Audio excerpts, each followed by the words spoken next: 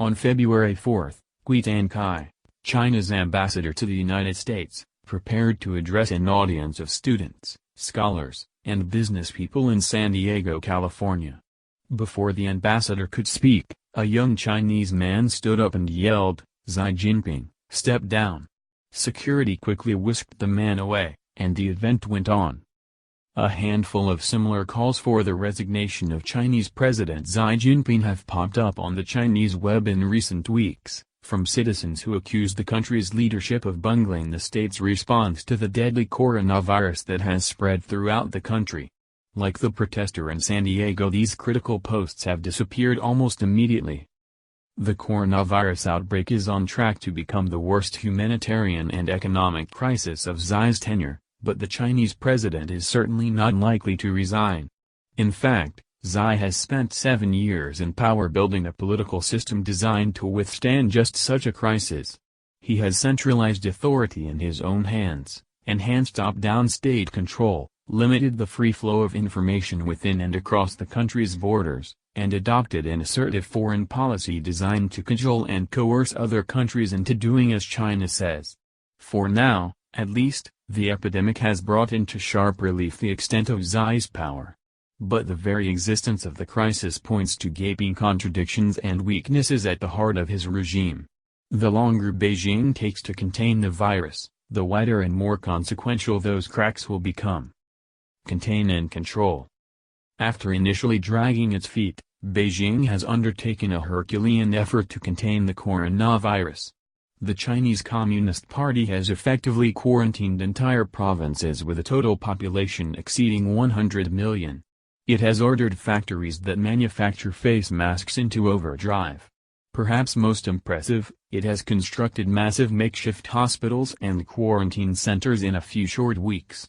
The scale and speed of these measures are a testament to the highly centralized system and top-down approach to policy design and implementation that the CCP has perfected under Xi, and that gives it great leeway to mobilize vast resources in times of crisis. All the while, Chinese officials have taken care to muzzle critics and control public narratives about the outbreak. These measures, too, are a hallmark of Xi's China. Long before the current crisis, the president built a mighty censorship apparatus to control the flow of information in the country. Now, seasoned censors with years of practice swiftly delete any online posts about the virus that they deem too critical or otherwise objectionable. In some cases, local security forces track down and detain the post's authors. Beijing has also worked hard to bring the international community into line. Concerned lest the epidemic damage China's international standing, Beijing has responded to global anxieties with its trademark mix of diplomatic confidence and coercion. Chinese diplomats insist that the country is rising to the challenge in a transparent manner, sharing information with other governments, and fighting the virus as much for the sake of the international community as in its own interest.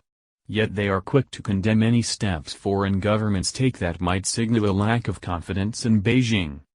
When Indonesia announced plans to restrict food imports from China, for instance, Beijing's ambassador in Jakarta issued a subtle threat, warning of a negative impact. For the most part, Chinese displeasure has not kept countries from canceling flights or closing their borders. Some, however, have placed their political fates in Xi's hands. Cambodian Prime Minister Hun Sen, for example, refused to evacuate his citizens from Wuhan, and even traveled to China to meet with Xi, who lauded him for being a friend in need. Even the World Health Organization has been fulsome in its praise of Beijing's handling of the crisis.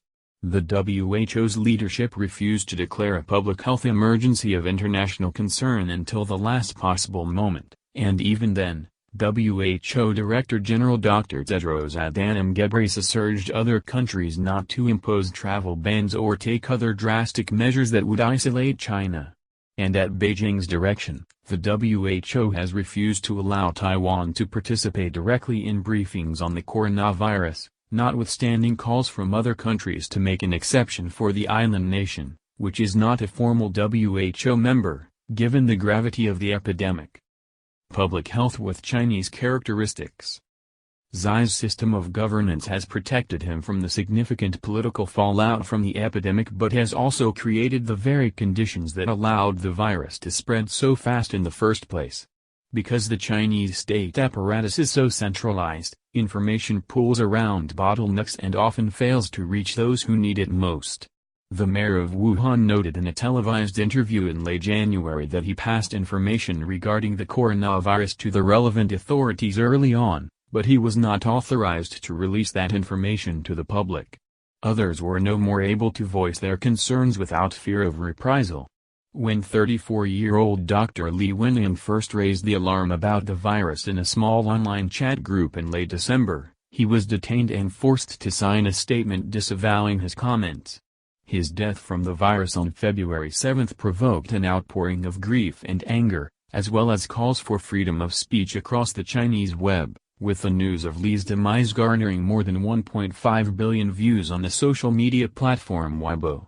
Hoping to allay the public's anger, Beijing responded by promising to send a team from the CCP's anti-corruption body to investigate the local government's treatment of Li. The state's attempt to silence Li and other doctors also drew criticism from a high-ranking judge, who, in a rare public rebuke, said that citizens would have benefited from early warnings about the virus. But Beijing remains as committed to stemming the free flow of information as it is determined to fight the actual virus, even when those priorities are in clear conflict. Officials have repeatedly threatened those who spread unauthorized information, leaving the media, non-governmental organizations, and individual citizens little space to provide real-time feedback and on-the-ground updates. In the absence of reliable and timely information, Chinese people are left to organize on their own, creating maps that track the virus path and developing trusted platforms for citizens to access verified information. Online, some citizens engage in fierce debates over how to make sense of the contradictory information about the virus and the government's response. The distribution of medical supplies and financial support, too, has suffered as a result of Beijing's control complex. Officials have designated only a few central government-supported charity organizations to receive and distribute public donations. Understaffed and overwhelmed, the distribution centers have become yet another target of public ire for their inability to deliver the donations to hospitals and medical workers in desperate need of supplies. Equally troubling, Beijing's determination to control the flow of information between China and the rest of the world led it to reject several offers by the international community to send infectious disease experts to help fight the virus's spread, and even after finally accepting an offer of help from the WHO on January 28, it took Beijing nearly 2 weeks to make good on the deal. Such behavior threatens the welfare of not only Chinese citizens but also people around the world. Blame game. Beijing has already decided whom to blame officially for the epidemic: inept local authorities in the city of Wuhan, the epicenter of the outbreak, whose inaction allowed the virus to spread. Whether such scapegoating will be enough to prevent the Chinese people from turning their anger towards Xi Jinping and other top leaders will depend in large part on how long the crisis lasts. For now, the CCP can point to the new hospitals and quarantine centers it has built and extol doctors and nurses while using local government officials as the fall guys. But as the death toll rises and costs mount, the government may struggle to deflect blame that may damage Xi's credibility and that of the party. That the president has kept a relatively low profile throughout the crisis is telling. One would have expected that Xi Dada, who has assumed the Mao-era appellation of people's leader, would take center stage in Beijing's public response to the virus. Yet despite state media reports emphasizing the president's role as an authoritative commander-in-chief, Xi has largely sought to lead from behind, leaving it to Premier Li Keqiang and Vice Premier Sun Chunlin to inspect hospitals and comfort patients in Wuhan. For Xi, every layer of party bureaucracy provides a buffer between himself and the crisis on the ground. Likewise, Xi appears keen on preempting a deeper crisis of public confidence.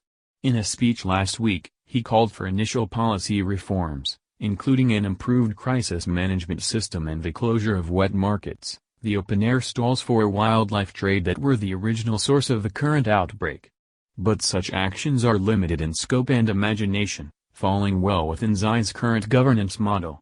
What most Chinese will desire instead is what citizens anywhere would want, an honest accounting for what transpired, changes that will ensure it never happens again, and a leader with the integrity to say, "The buck stops here." Unfortunately, the history of Chinese politics suggests that they are unlikely to get what they want.